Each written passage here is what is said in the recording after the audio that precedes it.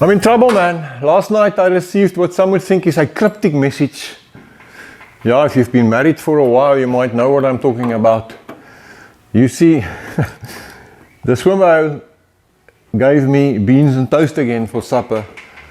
Well, I'm not one to complain about any meal that's being offered to me. I'm always thankful, but I knew exactly what it meant. She's not happy about the fact that I have not done any work on the Renobug for a while.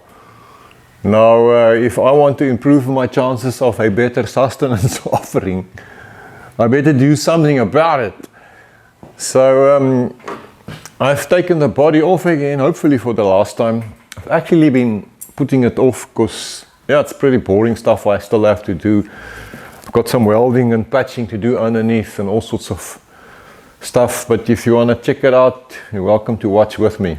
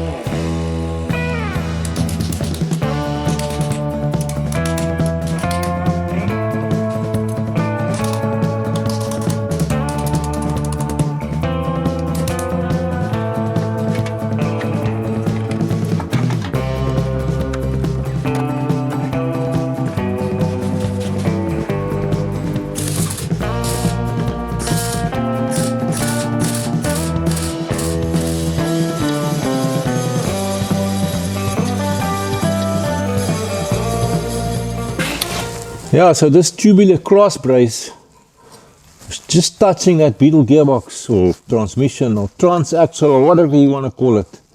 So I just had to give it a little bit of clearance here. So I just welded in this little scalloped section.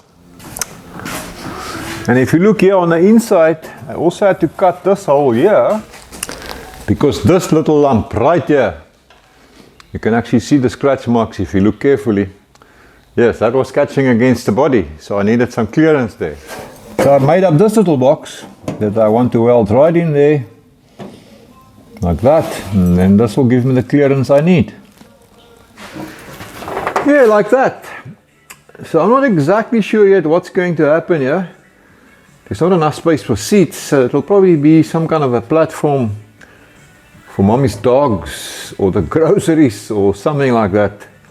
We'll have to see. So look at this side. These little black dots you see are actually nails, believe it or not.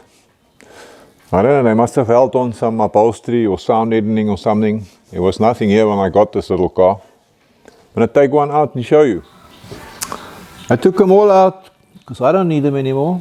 And I had to turn them out with a pair of vice grips. You can see the shape there. It's like a twisted flute, I suppose. Interesting, eh? So I wonder if I would install them or fit them or whatever the right word is. I suppose when you hammer them, they twist and turn in. Huh, interesting. I got to sort out this dog's breakfast. Some previous cat hacked away to try and fit a different suspension. And he also got a huge hole here in the inner fender. So yeah, I'm going to see if I can sort out this mess. 1 hour later. It's still a dog's breakfast, but it's patched up. Hey, maybe it's now a pedigree dog's breakfast. Yes, but I struggle with this, welding up this mess down here. Where's Bad Chad in his coat hangers when you need him, eh? I don't know, I've never been successful with that. I mean, the coat hangers in my wife's cupboard is all plastic and wood and what have you. And all the wire I can find here is galvanized, and zinc and welding doesn't go together very well, as you probably know. So it's never been a technique that I've really tried, but I managed somehow. Anyway, this is all going to end up, this inner fender here, it's all going to be behind the wheel. Fender here, so nobody will ever see it. You're not building a show car. So yeah, unless you tell somebody, you're the only one that's going to know about this. So next for me is to do some boxing and patching here in this funny cutout here that I did to allow a room for that Beetle rear suspension.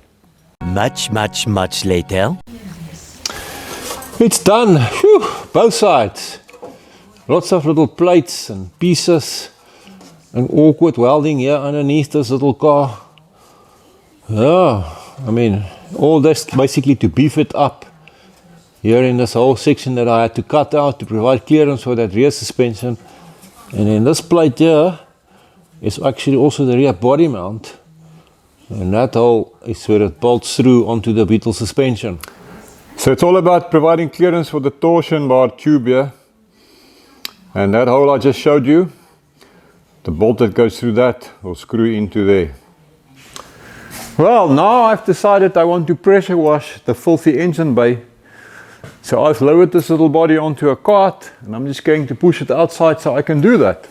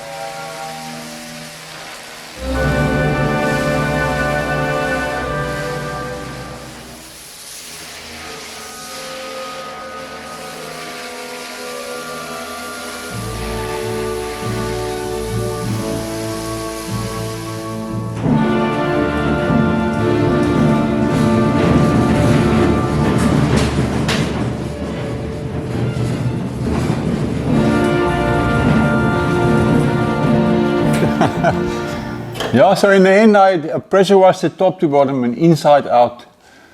So I suppose it's as clean as it will ever be. And now I need to wait for it to dry. I think I've actually pretty much done all the welding that is needed on this little naughty car. I certainly hope so. So I'm not quite sure what's going to happen yet. Maybe I should undercoat the whole thing, inner fenders and all of that. I think it will actually improve my chances of a better sustenance offering from the Swimbo a lot. I got the Renobug body back on trestles. I took the doors off for easier access. And I previously said I was finished with all fabrication and welding on the body. Turns out I was lying. My brain cell kicked in and I realized I've got nowhere to put the battery. So on the original Renault 4CV, the battery lived here in the engine compartment. Now with that fuel tank that I built in a previous video sitting there, the Beetle engine taking up all of this space, it's going to get pretty tight in here. So I don't really think I like the idea of sticking the battery in here. And here up front there's very little space. By the time I've got the spare wheel in here, yeah, it's going to be very tight. And besides, the idea of these long cable runs all the way to the back doesn't appeal to me at all. So the battery needs to go in here somewhere. Now you might remember from previous videos the two front seats sit back quite a bit. So the Renobug is going to be a two-seater now. The original Renault had 4 seats. Can you believe it, for such a tiny little car? And the idea is to do some kind of a platform here now, just for the groceries and for my wife's furry children. So maybe it can sit in underneath that platform somewhere. So I cut this big hole here, and then I made this box that's now going to drop in like this. And then the battery can sit in there. Just cut out here, by the way, this is where the tunnel of the Beetle floor pan comes through. So now this is as low as I can get the battery. My platform will not be able to sit exactly on this level because the battery still stands up a little bit. So I imagine the platform, if I can call it that, will be at about that level. But yeah, that'll create quite a bit of packing space, dog sitting space, and even a person if he sits sideways. I can't mount the battery here because the backs of the seats ends right about here.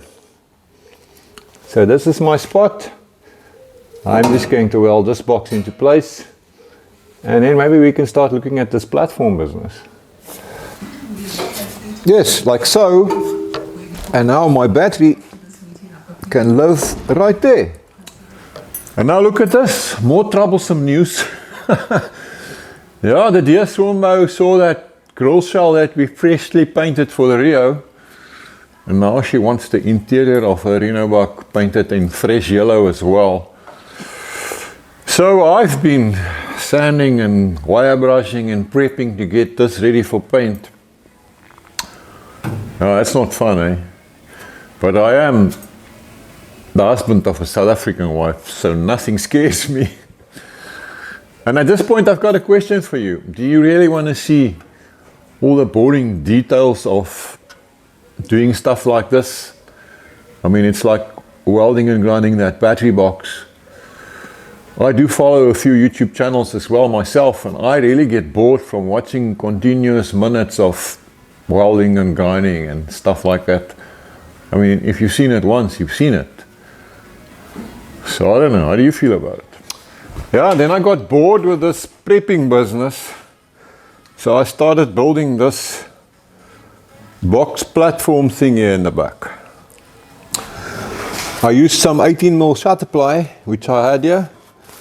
For my Imperial friends, that's about 3/4 of an inch. It's probably a little overkill, but it's not going to go anywhere. And then of course I also had to weld in some tabs to hold that into place. So there's more welding that I didn't think of at the time when I said the welding is finished. And then this piece, if I can get it in here, will sit right there, like that, and screw that in place. And then I've got this lid that'll sit there. And then the plan is to get a piano hinge and screw that on there. And then it can open like this. These little blocks in here are just temporary.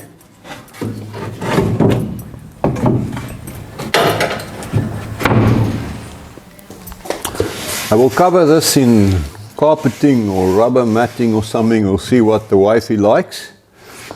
And then these edges I will cap with aluminium angle bar like that. I haven't got enough of it at the moment. So this will run all the way along there as well. And then I think the edge of the lid, I will get some aluminium flat bar like this and screw that onto the edge of the lid here all the way around so that it can't drop through. And then you can open this lid for access to the battery. Yeah, and it's got a bit of storage space in here for tools and what have you.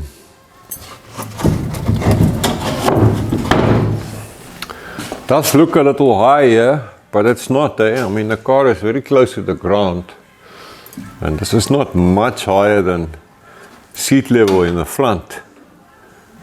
So yeah, it won't be any problem for mommy's dogs to get in here, I can promise you that. Or for a person if it wants to squeeze in here. When you start removing paint and rust, you discover things like this. These spot welds have come undone, so I need to fix this. I'm just going to clamp it up with a vice grip and give it a couple of tack welds. And then you open another can of worms. Again, this saw plate is Swiss cheese there as well. And here some previous person welded in a little patch piece. Yeah, not for the first time. You wonder, why are you messing with this old crappy shit? So with the face filthy from all the dust, you walk away from the bloody thing and you go sit in your thinking chair with a cup of joe to contemplate stuff. Yeah, and then the caffeine kicks in. You start looking at the bigger picture and you think to yourself, hey, it can be quite a cool little car if I can get it together and get it finished. And so you get new strength, a new mojo.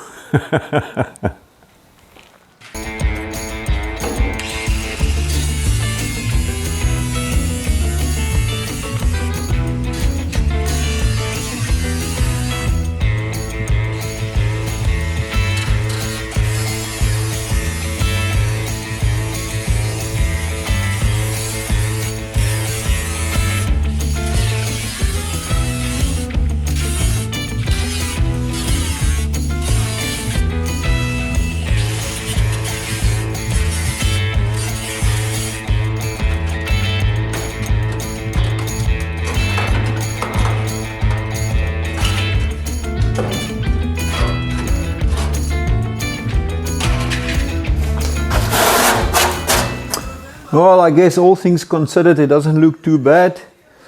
At least no further Swiss cheese. So I think I'm just going to clean this up a little bit and I'll slap in some muti before I fit a new plate here or new piece. Oh, yeah, muti is a South African slang word originally from the Zulu language, I think. And it means witch's medicine. But we now just use it for any medicine or potion or lotion or that kind of thing. Here you go, some bituminous underbody coating. That should last a while. And what I then went and done is I made myself a paper template of the piece that we need to go in here. Like that. And then I've already made this piece that will now drop in right there. I stiffened it up by just giving it some bead rolls here on the bead roller, so I can weld that in place and then we'll be good. So I got this plate welded in and done, and then I noticed a little rust hole right here.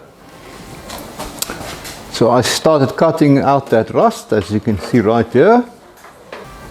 And then it escalated into this freaking mess. You can see here on the inner fender.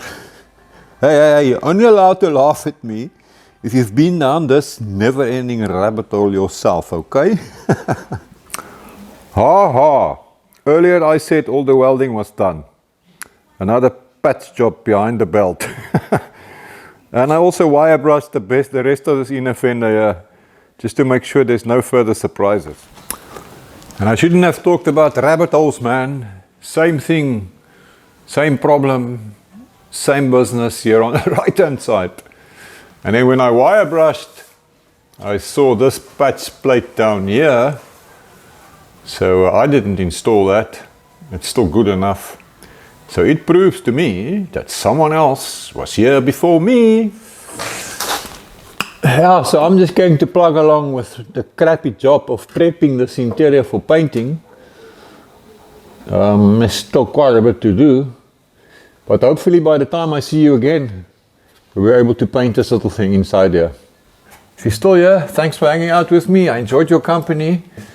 So I will see you in that next video. Until then, as always, the lucky one, my brothers and my awesome sisters. Whatever makes you happy, it just depends on you. So think